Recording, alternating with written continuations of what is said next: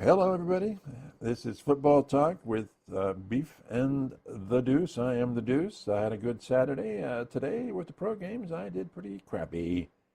So I had to lead off my day with my word of the day to Robert.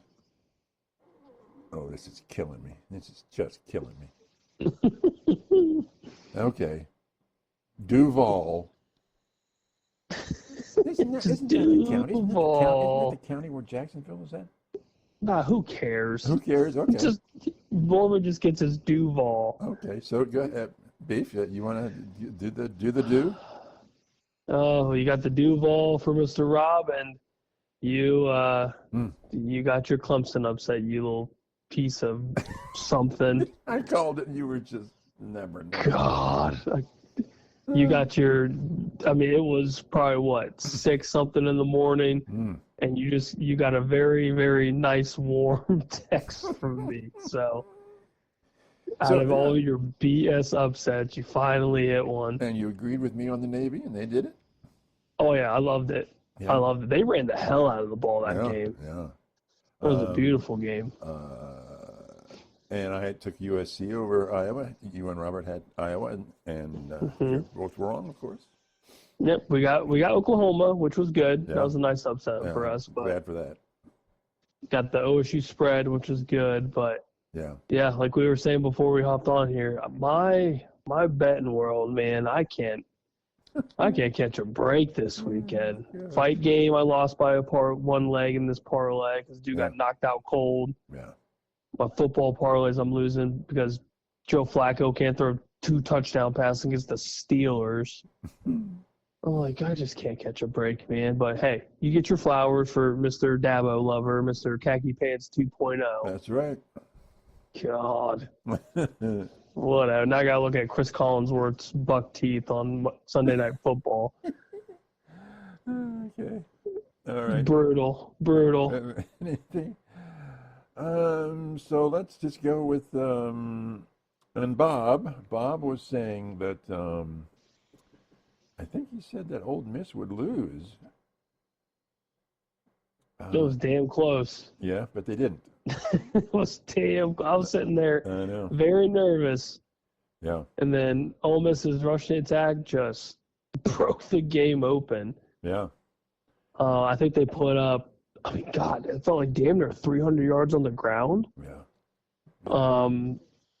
Florida played a hell of a game. I mean, they really did. Yeah. With all the, I guess you can say, controversy, the headaches with where Florida's program's going to be, and obviously the head coach is gone. Mm-hmm. And Ole Miss is playing, I mean, pretty damn good football. Yeah. I mean, at one point it was, I think Florida was up by 4 going into the second half, I think. Yeah. They blew the lead. Actually, maybe going into the fourth quarter. And Ole Miss and Kawan Lacey just did what Ole Miss has done all season, is just put up an insane amount of points. Yeah. End up pulling off the win by 10, and the rest is history. But Florida gave them a run for their money in Ole Miss, so can't fault them for that. No. So here's my question. One of my many questions. Are you putting Indiana over Texas A&M in the rankings this week? Yep. Okay, because you had to be consistent with last week, right? Oh, 100% I am. And I watched that game, and I'm sitting there and just I couldn't explain what was happening. Because I don't think anybody could. I mean, I was going through Twitter, seeing these updates, watching the game on top of that, and everyone's just kind of like, what is happening? Like, South Carolina is putting a beat down on these guys. I know. You'd think that, but then they came back again. The second half came around, the third quarter, and whammo. Marcel Reed just got hot. Threw 3 touchdowns in that third quarter, and then they did, I mean, what they could in the fourth to limit South Carolina without scoring anything. Yeah. They had no points in the second half. Yeah. That's wild. 31 unanswered, and they all came, most of it came in the second half. So does this kind of verify my point and other people's point as well, that as the Texas A&M quarterback goes, so goes the team? Because if he's not hot, they're not hot. Oh, he was getting picked off left and right. Yeah. I mean, it was probably, I mean, that goes without saying, the ugliest first half that they've had all season Yeah. against a team that had no business being on the same playing field as them. Yeah. Yeah. And I mean, it was damn near embarrassment. That you could have said that was quite possibly the upset of the season It was, if South Carolina pulled that off. Yeah. Definitely. And Definitely. yeah, Marcel Reed did what he had to do in the second half and threw for, I mean, well over 300 yards. Yeah. And their defense finally woke up. Yeah. But yeah, it doesn't help their cause in the rankings. Not that it matters too much right now. You still have 2+ weeks of football left before the conference championships and obviously the CFP. But so give me your top 12 now that Texas has lost and Alabama lost. Now in the AP they dropped Alabama, I think 5 spots to 9. I think 9 or 10 or something. I believe 10. 10. So give me your top 12. So right now I'm pretty consistent with how the AP has it. Mm-hmm. I've got Buckeyes number 1, obviously. Indiana's going to be 2. Aggies 3, Georgia 4. Excuse me. Ole Miss 5. I'm gonna lean more towards Texas Tech at 6, Oregon 7. Okay. I know I've seen some where Oklahoma is in that like 5-6 range. Right. But I still think, I mean, Oregon and Texas Tech have 1 loss, and their 1 loss isn't awful. Right. Especially Oregon's loss. I mean, they lost to the second-ranked team in the nation by 3. So I like where Texas Tech is going. Obviously, Oregon's playing a little bit better now. So I'll have Texas Tech 6, Oregon 7, OU 8, Notre Dame 9, and then I still have to keep Bama at 10. It's a close loss. It's not a bad loss by any means. But I think out of that top 10, there's still a top 10 team. Yeah. So where would you go with 11 and 12 then? Kind of where they at? 11, 12, jeez. I mean, you almost have to throw a dart. I know. I still think Vandy's somewhere around there. Really? I would say 11, 12, or 13, I think is still fair. That's amazing. That's just amazing. I mean, you still have to give Utah their flowers. Like, they're still hovering around there. Georgia Tech's still hovering around there. So what's with BYU? There's some people like BYU. Oh my God. BYU still, at some point, they still have to be there. Yeah. As much as I dislike their schedule. Yeah. They're still doing what they need to do, and I know I've said that back and forth for everybody, but it's the way that you look in addition to the win or to the loss. But yeah, Texas Tech falling out gives teams like USC a chance, Georgia Tech, Miami, just to creep in there to at least have a chance to make the CFP. So considering how ugly the game was at with the Michigan, and they won. I mean, Northwestern had to be that bad. They had 6 turnovers. So they won, but it was a terrible game. Where do you put them? For USC? For Michigan. Oh, for Michigan? I still have them in the top 20. They're somewhere in the top 20. Yeah. I mean, I'm not very confident about it. It was an ugly game. My gosh, it was an ugly game. I feel like you would still have to give them their flowers. I mean, they're still continuing to win. All right. Now, obviously, they need to win out. Right. But yeah, I mean, all they're doing is winning. Yeah. They're gonna have ugly games, just like everyone else here lately. I mean, shit. All weekend there were some pretty ugly games. So but yeah, I mean, they're still winning, and the Big Ten's strong. I mean, you can't really give them. I mean, Northwestern's not a good team, but no. So give me your thoughts on USC now. Well, you're still not a believer, I can tell. I'm very hot and cold on them. I go back and forth. So them beating Iowa in a very kind of traditional-ish Big Ten game and the way that Iowa started off that game, they were up 14-0 like it was nothing. Right. And then USC battled back and ended up winning the game by, what was it, 5? Something like, yeah, close. I mean, that's big. That's big boy football, and they played it. They played it well. So that surprised me because I know we talked about it before the weekend, that Joe Cloud was kind of under the assumption that we were, that I was going to smash them through the A gap, through the B gap. Yeah. It's smashing off football. Yeah. And USC kind of put it to him through the air. Yeah. Which was surprising. Yeah.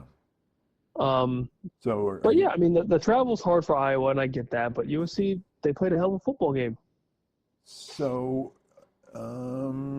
what are their odds, or what do you think their chances of making the dance are?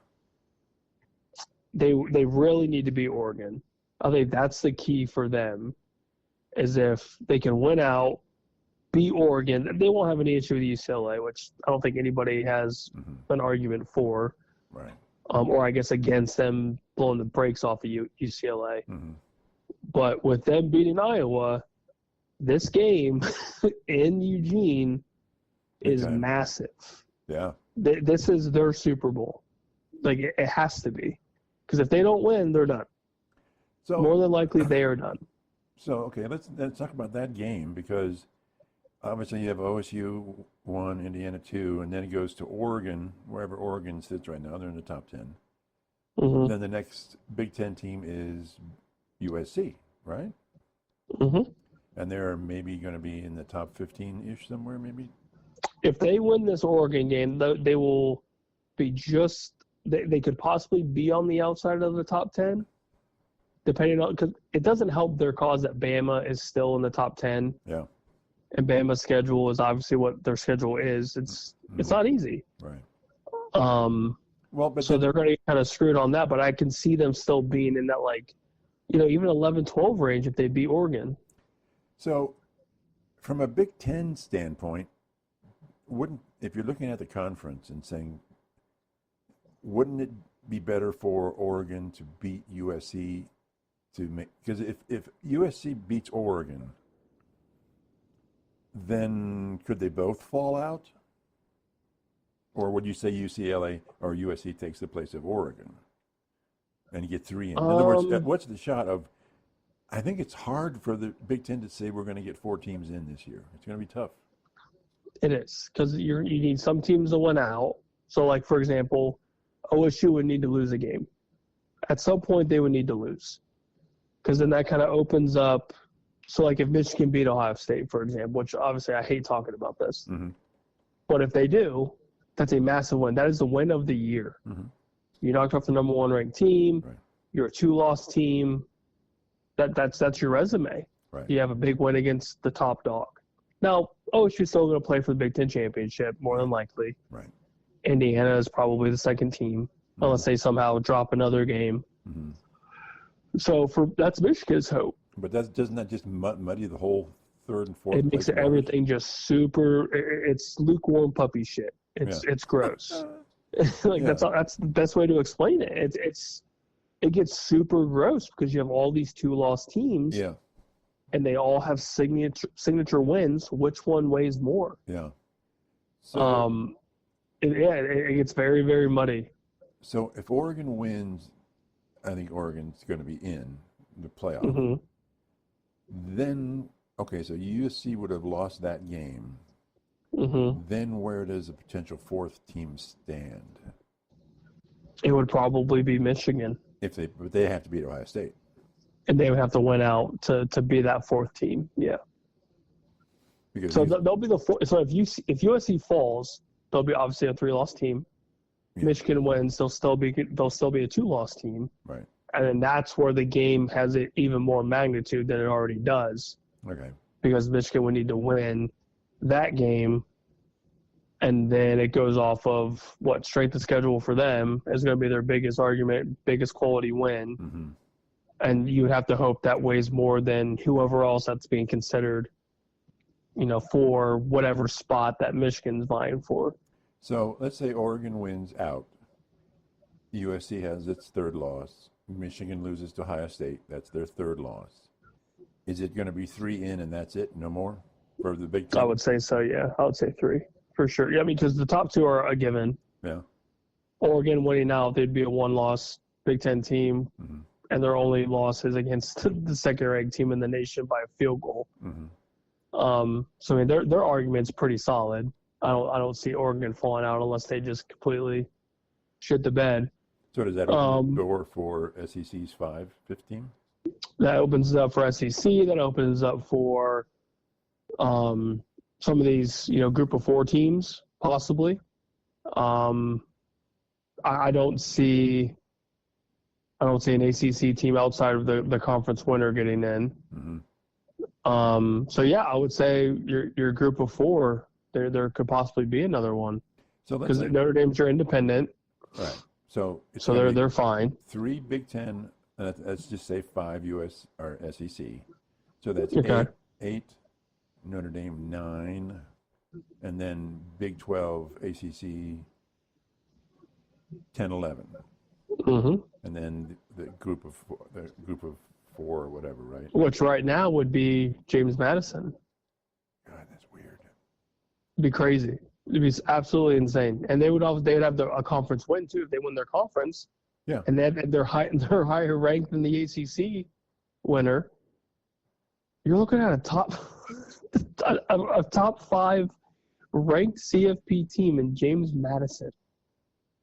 Or they're somehow in the 1 through 4 possibly, if not 5 or 8, whatever it ends up being. That's crazy. So you're saying they could get a bye? I don't think they would, but in theory, say for example, somehow, some way, depending on how the SEC falls, which who the hell knows how it's going to fall. But yeah, say if for example James Madison wins out, they squeak into like the top 15. For example, I don't think they could, but it's possible. Say if the SEC just gets insanely more muddy than what it is right now. So let's say they're only going to get 4. Big Ten gets 3, so that means there's 2 more open spots, right? And then what the heck happens? Then your guess is as good as mine. Do they have to pick another conference winner? They don't have to, right? They have to pick 5. They have to pick 5. Well, I think regardless of whoever, like you have your big boys, right? Those winners are obviously in, and then you have your group of 4, conference winner, best record, whatever. Yeah. Notre Dame, and then you just have to have the top overall ranked team. So another at within that scope. Yeah, that'd be your at large. So that could be from any conference, right? That could be anybody. Yeah. Which is crazy. Where would you? Okay, let's say that scenario. Where's that coming from, and who do you think it might be? You think they pull an SEC? Try not to do SEC. My guess is probably some team in the SEC. Just again with straight to schedule, they're probably going to be somewhere within the top 15. And everyone said, I mean, and it's hard to disagree with them. The SEC right now is the strongest conference. Yeah, no doubt. So as much as we would love to say it's the Big Ten, it's not right now. No. The SEC is just beating each other up. So I would say it's probably an SEC team. Everyone thought it could have been Texas, but with them having 3 losses, I think that's a very, very far-fetched guess. So it could be Vandy? It would not surprise me. So you would think they might take Vandy over, let's say, a 3-loss USC? Yeah, well, I mean, I could see the argument as to why. But I mean, then again, it depends on how USC looks against Oregon. Right. Which I think that's a big team to watch. And as I was saying on College Game Day, if USC does pull off this win against Iowa, like watch out because this could be that 4th team. Yeah. And then that muddies up. The muddies up the CFP, obviously. That muddies up a little bit of the Big Ten, depending on how it all pans out. Yeah. And then if the SEC does want to get 5 in, yeah, good luck. Because it's probably not going to happen. Yeah. Yeah, boy, it's interesting. It gets hairy real fast. Okay. So next week's big. Next week's big for a lot of teams, I think. So do you think that the ranking that the AP has now of the SEC teams is good or reasonably good? I would say AP is reasonably good. It's hard to drop Alabama as much as some people want them to because it was a close loss. Yeah, but they were exposed, man. They were really Oklahoma just exposed their deficiencies. Oh yeah, absolutely. And what did I tell you? Yeah, One-dimensional. It's exactly what you said. I have to give you credit Yep. on that. Yep, a one-dimensional Alabama team. They ran the ball a little bit, but if you look at Oklahoma's numbers, their offensive numbers weren't huge. It was just gritty defense. Yeah. And that's how Oklahoma wins these games more times than not. Their defense plays as well as they should. They're going to win a lot of these games because you don't need Mateer to play lights out. You don't need the rushing attack to play lights out. You just force some turnovers, kill the clock. And that's what they did. So everybody this year has been saying, yes, Georgia's a good team. Yeah, they're a good team, but they're not like Georgia of old. And everyone's talking about OSU, Indiana, and Texas A&M. Does this win redefine who they are as far as their ability to win? Because it's like that was impressive. It was in Texas and all that, but it was it's still a top 10 matchup. At the end of the day, it is a primetime matchup, and you just beat the brakes off of Texas. Mm-hmm. Just destroyed the hopes and dreams of Texas. Yeah. But it's just different because we're so used to dominant defense, dominant offense, and they just have their way with whoever they play. Yeah. But it's a little different, which is fine. Because you don't necessarily need a quarterback to throw lights out. Mm-hmm. You don't necessarily need your rushing attack to be insanely outstanding. Mm-hmm. But I think they're just a good team, and they can win through the air. They can win on the ground. Their defense comes up clutch when they need them to. It seems and like even against Arch, they did what they need to do to keep Arch uncomfortable. Very uncomfortable.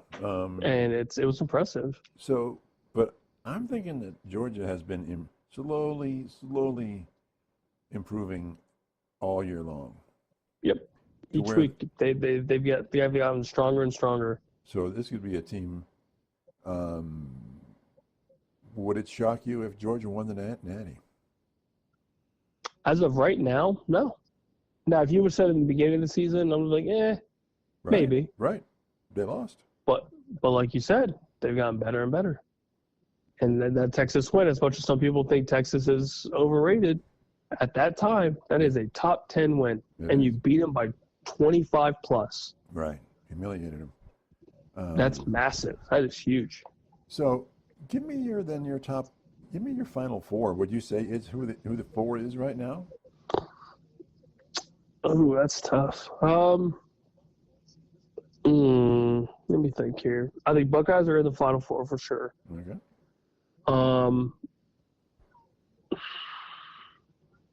You just don't know about Indiana. Georgia probably. Yeah. I like Notre Dame.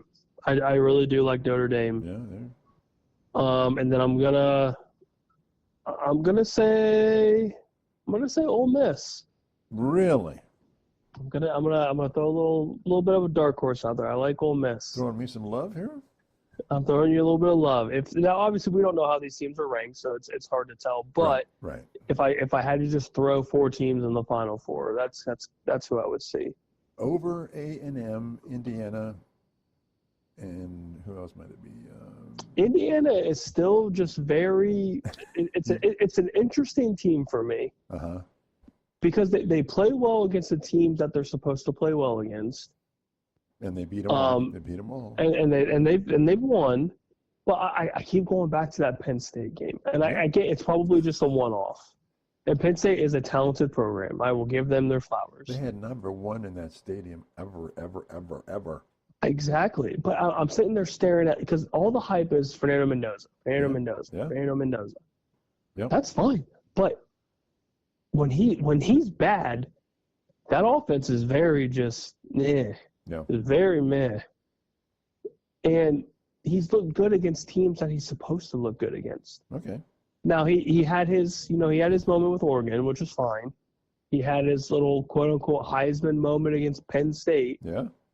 But if he doesn't look good, that offense is just very kind of average. Okay.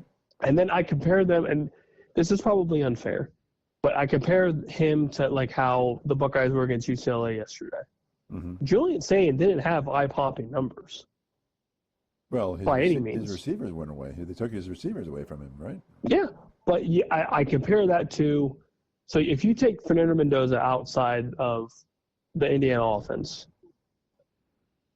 it's a very average team, very average offense. Mm-hmm. So for me, I would say I don't think Mendoza's Heisman worthy. I think he's had a good season, Okay. but I don't think by any stretch he's one of the best players in the country. Okay. But if you look at, I guess, for example, now I'm kind of going off track. With Julian saying the Buckeyes don't need him to be great. Because look at what they did with the rushing attack. Ran the ball down UCLA's throat with everybody. And it's UCLA. Granted, it's a team that didn't deserve to be on the same field, Right. but were able to win in different ways. Right. I don't think Indiana could win if Mendoza plays average. And that's what happened with Penn State. They damn near lost. Yeah.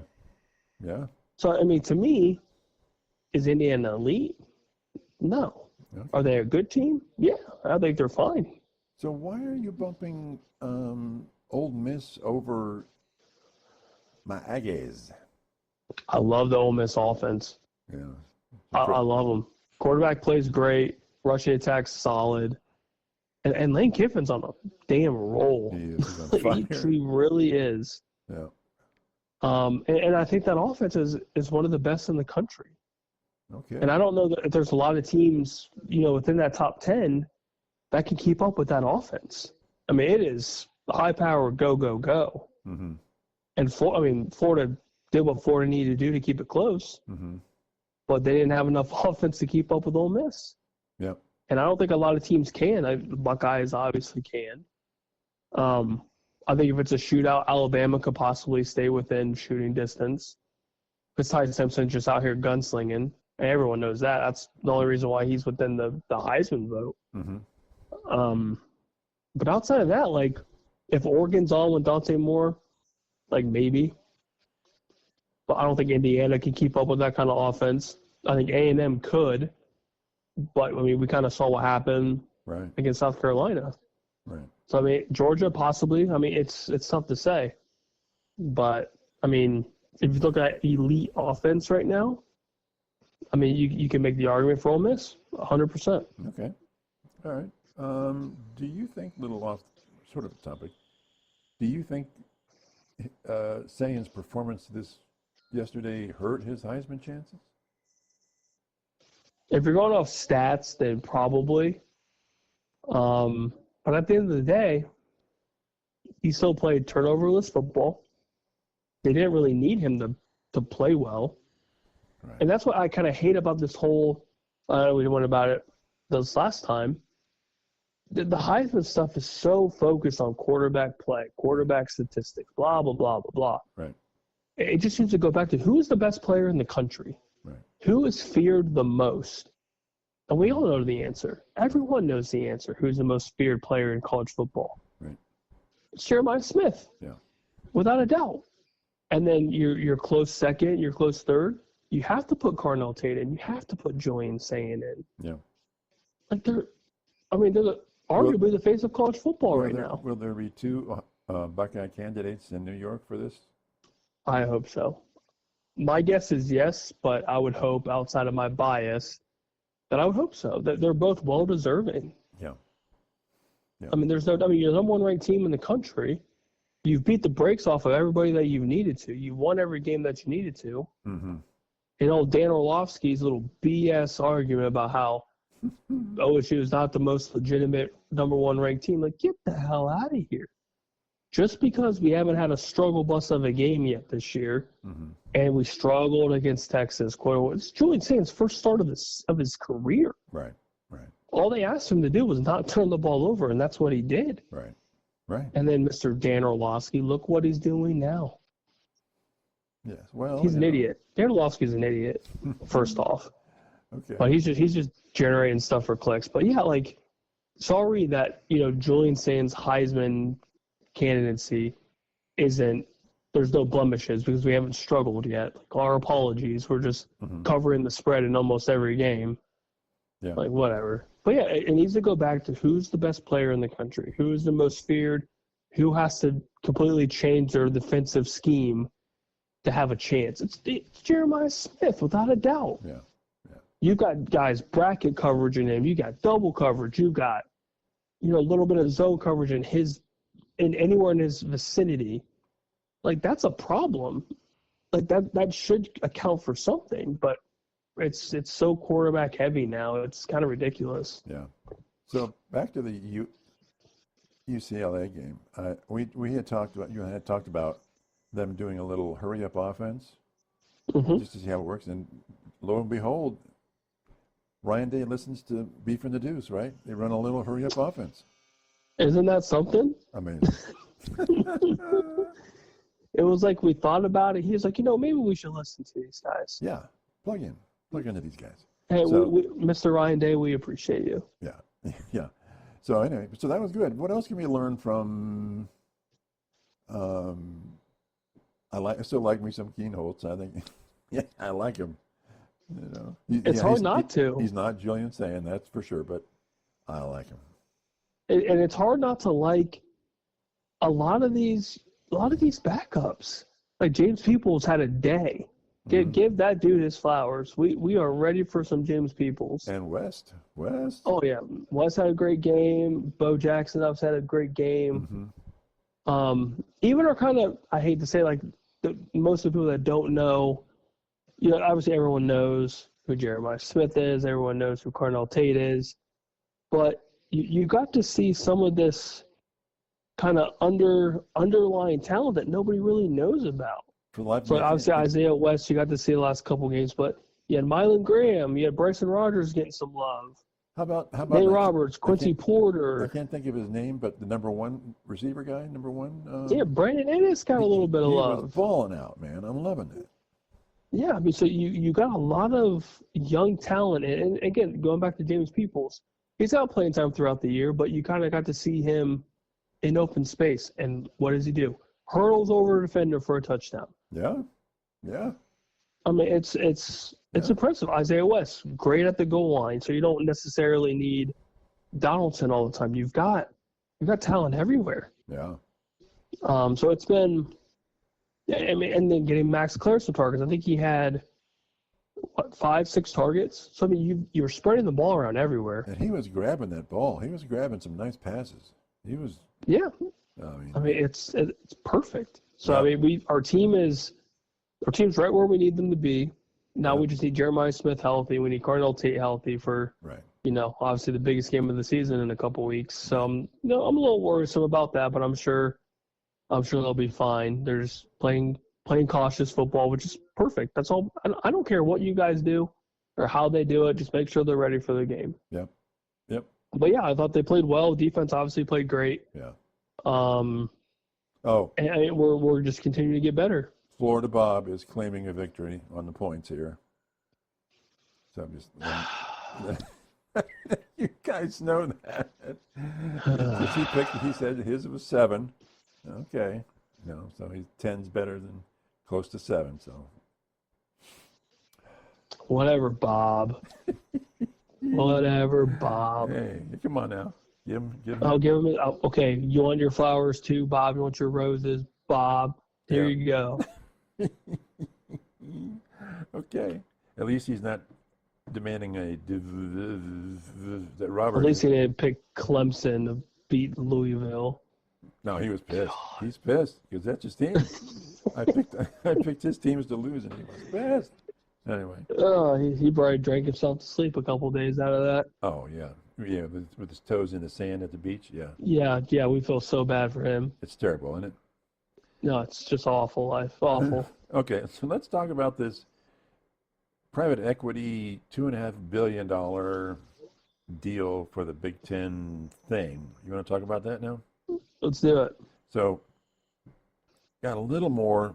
It's kind of what I thought. So apparently, what the deal is, a private equity firm wants to give the Big Ten $2.5 or close to $2.5 billion up front, and they'll get 10% of whatever the Big Ten's media rights deals are for the next 20 years. So it's here's your money in advance. They wanted their money in advance, and so they're finding a way to get them some upfront cash. Okay. Mm-hmm. Apparently, they're all broke. They don't have any money. So I'm like, okay, I don't like the fact that it's 20 years because who knows what's going to happen in 20 years. Mm-hmm. A lot of people are questioning that. And my big question is, it's not equitable. You have, the way this deal works, it's Ohio State, Penn State, Michigan getting a higher percentage of that $2.5 billion than all the other teams. Mm-hmm. And I don't like that. And it's just going to cause, and USC is like, we're not going to take it. We're not doing it. And I don't blame them. And for some reason, maybe it's the same reason, Michigan doesn't like it either. I'm not sure what their reasons are. But you have Michigan and USC saying, we're not doing that. Mm-hmm. So what do you think happens here? Does Michigan and USC break off from the Big Ten? Well, I think eventually you're going to have, kind of sidetracking, but I think eventually you're going to have a conference where it's just all the big dogs, and then you're going to have a conference with all the little guys. Because eventually, and I'm going to paraphrase from what I think Bo Bishop said here recently was, eventually it's going to get to a point where these lower tier teams like Purdue, for example, they're going to realize that we're never going to win the Big Ten. They never will.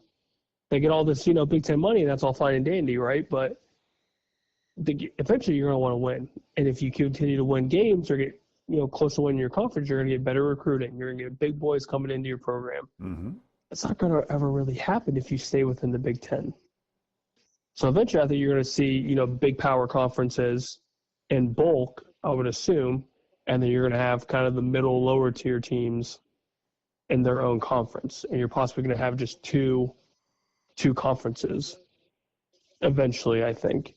But I don't know. That's beside the point. But so he's saying a revised Big Ten and a revised SEC then? Probably, or just a massive conference here and a massive conference there. Because eventually I can't see, just I guess with how everything's going, like these lower tier programs, that I don't know if you can have any sort of positivity in these, I guess, for example, the Big Ten and the SEC, unless you're just fine being like the bottom dweller of the conference and you just take your money and you're just happy. I don't know. I'm still, it's a long ways away, I'm sure, but. Yeah. Well, but this deal would go in 2026. That's when mm-hmm. this equity group wants it to start. Yeah. And the SEC's like, or the USC is saying, no, we're not playing that game. We don't. This is not equitable. We don't want it, and I don't blame them. No, I don't either. I think it's pretty much crap. Because the Big Ten has always been sharing the revenue equally. Mm-hmm. So, for better or worse, everybody participates. Everybody gets a cut of the pie. Yeah, and I think it's fair because you give these other programs a chance. Yep. I mean, it's not a massive chance, but it's a chance nonetheless. Right. To do something. But let's talk. What about, I was texting with you, Ohio State and Michigan, and I guess Penn State, they're the big dogs in the ratings. The Michigan-Ohio State game is traditionally the highest rated football game on TV for the entire year. Mm-hmm. And that's it. And it's often gets higher ratings than the national championship. Mm-hmm. So why is Ohio State, why is it wrong for those programs to say we get more? We need a little bit more. We generate a lot more. We generate the lion's share of that money.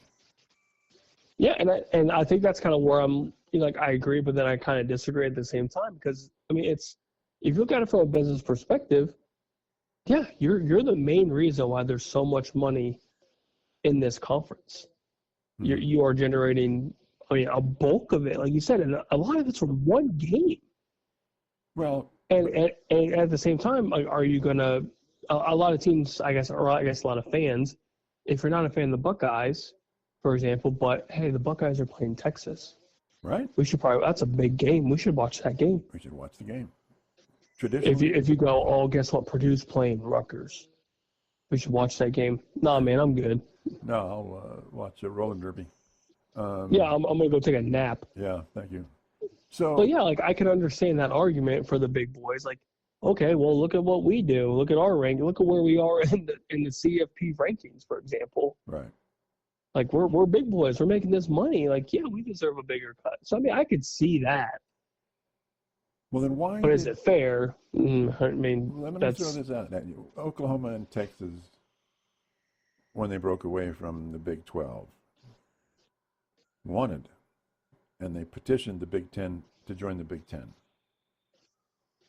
The Big Ten reviewed their academics and said, both of you are falling on the academics, you're subpar academically, we reject your application to the Big Ten Conference. So they joined the SEC, who has apparently no standards at all. So you didn't like that, but the Big Ten is like, no, the Big Ten is more than football. It's a lot. Oh, more than absolutely. football. So were they wrong to say, now from a football point of view, hey, let them in. Let those guys in, right? Oh yeah, if you're looking at it from a sole football perspective, yeah, they messed it up. Mm-hmm. That'd be massive games, Yeah. massive revenue. Huge. But like you said, it's unfortunately for us, there's more that goes into it. Yep. But yeah, from a football perspective, they swung and missed big time. That would have been massive. But Because I mean, look at how big these teams are right now. yeah, but And you've got those matchups throughout the year, every year almost. That'd be crazy. how big is Oregon and USC? They're big. Oh yeah, it's They big, dominate. but They dominate the West Coast. But could you argue that having matchups against Oklahoma and Texas right now would be bigger? I mean, you saw how insane the Texas game was, being here in the city. All right. That was All right. insane. All right. We're looking at the Norman, Oklahoma. Is it Norman, Oklahoma? Yes.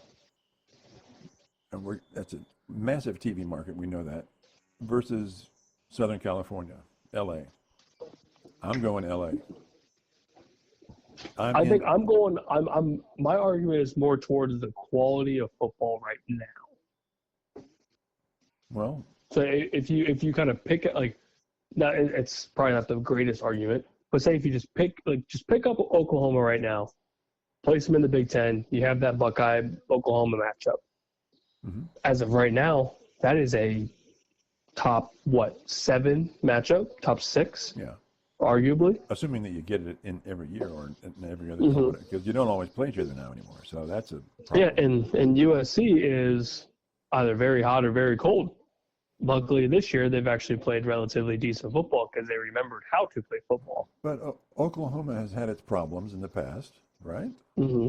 Yeah, and Venables looks like he's got something Right. brewing. So do you just go, well, they're hot right now versus I'm going Oklahoma or Southern California I'm taking Southern California. I'm taking the Well, and for your argument too, you also got, hey, we play in the Coliseum. Yeah. And you It's a got pretty iconic stadium. UCLA. Yeah, you got the Rose Bowl. Huge. Yeah. Huge. One of my favorite stadiums. Yeah. I guess I mean, I like your argument, but I could also see where, say if you had Texas and Oklahoma in the Big Ten, you're going to have big matchups every year. Another massive matchup every year. Yeah.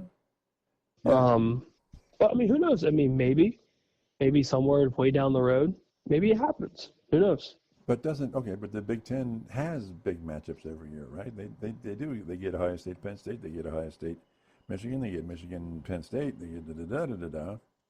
But you're saying you want it like a little OU, OSU, little Texas, OSU every year? I want the biggest market I can get my footprint in, and I think it's without question. It's Southern California. Yeah, yeah. And I think you're right. and don't yes, Oregon is not in a huge city and not a populated state, but they're a huge imprint and they're a huge team on the TV market. Yeah, and they've played good football the last 3 to 5 years, more than that probably. And Washington has typically been a good. They're in Seattle, I guess. Seattle, Mm-hmm. So I don't know. I think long term, I'd go with the 4 on the West Coast. I think it's a better move. But Yeah, I mean, business perspective, you got the West Coast, like you said, LA. It's massive. It's a massive market, and USC. I mean, everyone knows USC for football for the most part.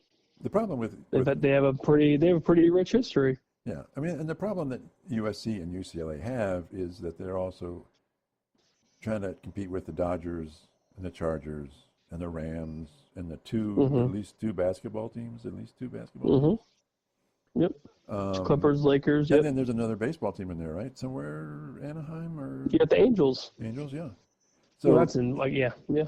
and then there's hockey somewhere, right? So I don't know. Mm-hmm. So it's a huge market as well. So I don't know. Mm-hmm. Apparently, UCLA wants to get out of the Rose Bowl, and they want to play where the Chargers and the They'll play at SoFi. yeah, Interesting. yeah, and the Rose Bowl is suing them for it. Yeah, I would too. Yeah, I don't know why you want to play in the Rose Bowl, and that's whatever. That's just me. Yeah, I'm biased. it's another business decision. Always is. Yep. So you just want to dive a little bit into our catastrophe of professional football here. No, let's talk about your Brownies. Let's just Okay. They lost. give it to the people. They lost. They lost again. They could have won. They lost. At least it was close. They were winning at a point, right? Yeah, they're up 16-10. Yeah. Yeah. Defense was looking good. Myles Garrett's all over the place. Yeah. Yeah. And then they let up some big plays. Yeah. Kind of went downhill from there. Mm-hmm. I thought the Bengals could win against Steelers. Boy, that didn't happen at all. Nope. And of course, Robert with his Jags. Duval. I had Herbert's my fantasy quarterback, and I am getting destroyed. Poetic justice by Robert's fantasy team. He's killing me. Thank you, Robert.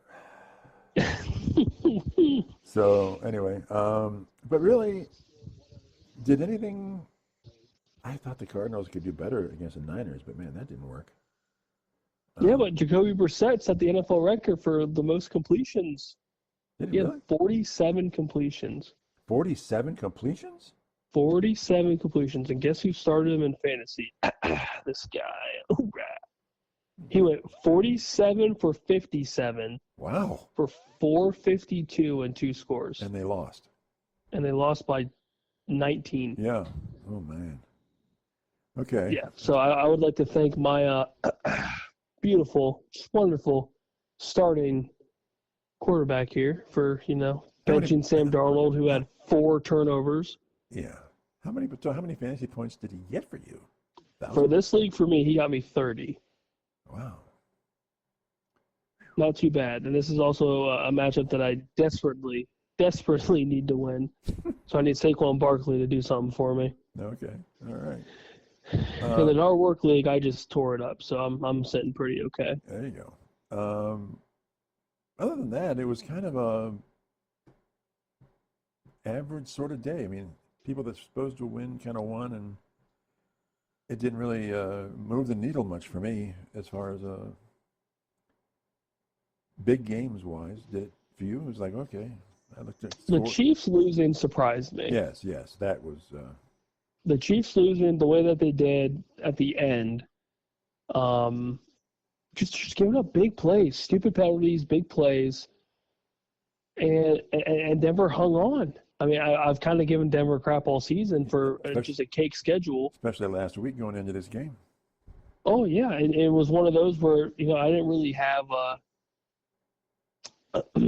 a strong opinion. Well, I mean, I have a strong opinion on the Broncos being kind of booty, Mm-hmm. but I mean, everyone figured, oh yeah, Chiefs will win pretty easily. The Denver offense is struggling a little bit. JK's out for the year. You know what's going to happen? Well, we saw what happened. It was an ugly football game, and they won. So Chiefs 5-5. I don't think anybody had that on their bingo card after 10 games. 5-5. Wow. Very weird. So, so the Chargers lose, the Chiefs lose. Who is it good? Is Denver headed to win that division? It's Denver's to win. But from what you're saying, they're not worthy of it. But who is? I don't think so because of the schedule. But who is? They're benefiting with the Chargers losing like the way they did today. The Chiefs are hammered. I have no idea what's going on with them. And of course, the Raiders are 0. And the Raiders are they're hoping for a good draft pick. Mm-hmm. But yeah, I mean the who would have expected the Broncos out of all people, out of all teams, the Broncos?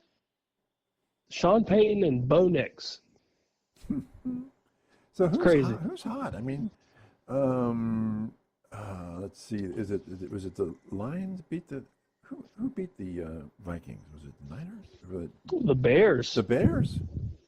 Boy, I didn't think. No, Bears. I mean, I thought it was possible, but I don't know. That boy, the Vikings are just tanking. The Vikings. I don't know I don't know if it's JJ. I don't know if it's Kevin O'Kyle. I don't know. It's very weird. Very, very weird.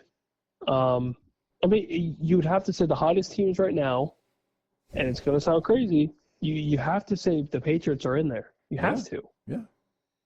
Drake May's on fire. Travion Henderson had a field day again on my face. Squad, I thank you. Yeah. Boy, May throws a good ball, man. He just throws a nice ball. They just look good on both sides of the football. Yeah. Mike Vrabel is the biggest head coach hire for them since Belichick. Yeah. Right. And it's the most clutch hiring. Because, I mean, Tennessee should never fired him. We've said that forever. Mm-hmm. Takes a year off, hangs out in Cleveland for a second. And then look at what he's doing in New England off the rip. Yep. Nobody gave the Patriots a chance to win that division. Nope. It was Bills. A lot of people had them second to last.